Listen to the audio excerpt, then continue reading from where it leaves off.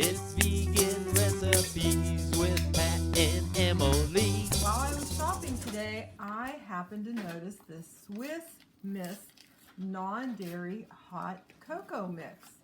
It is based on coconut milk. So Megan and I are going to give it a try and see how it tastes. It doesn't tell you how much water, so we're guessing. I pretty much just add it till I'm happy. Till you get to that happy place. Cool. Yep. And you can make little gifts. These are some windmill cookies, a packet, and a cute little mug with a bow. You want to go first? Sure. Mmm. That's really good. Is it? I feel like I can't even tell the difference between that and the regular. Okay. It tastes the same to me. Oh, I think that's good. It's delicious.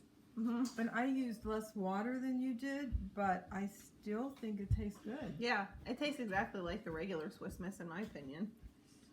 It's really good.